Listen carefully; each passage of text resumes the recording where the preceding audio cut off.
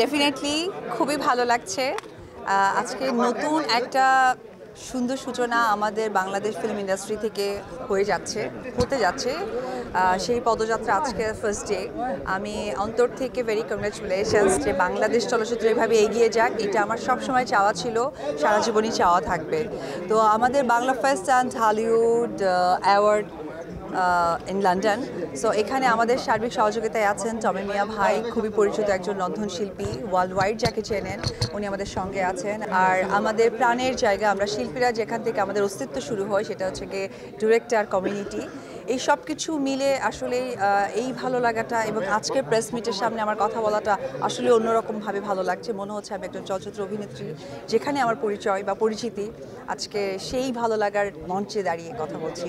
আমি 2004-এ যখন আমি নাচ শিখতাম, বগুড়ার মেয়ে, আমি ওইখানে আমরা কিছু শিল্পগোষ্ঠী, যেখানে আমার আমার গুরু পলাশ মামা, আমি যাকে ডাকি, উনি আমাদের মাঝে নেই, অনেক আগেই আমাদের ছেড়ে চলে গিয়েছেন, কিন্তু ওনার যে শিক্ষাটা আমাকে দিয়েছেন সেইটার প্রতি আমি শ্রদ্ধা জানাই। এবং আজকে তার কারণে হয়তো বা আপনাদের প্রিয় চিত্রশিল্পী বা চিত্রনায়িকা হতে পেরেছে। ভেরি সুন আমার যে শুটিংটা স্টার্ট হবে দুর্বার, যেটাতে আমার কো আর্টিস্ট সজল ভাই আছেন এবং ফুয়াদ ভাই আমাদের ডিরেক্টর, এটা আমার মনে হয় ডিসেম্বরের শেষের দিকে আমার শুটিংটা স্টার্ট হবে। গল্পটা একদমই ভিন্ন রকমের।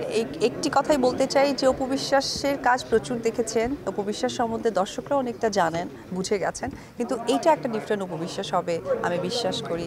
যে সিনেমাটা যখন হলে আসবে এবং আপনারাই রিভিউ করবেন, তখন আমার মনে হয় আমার এই কথার সাথে নিজেকে সংযুক্ত করতে পারবেন।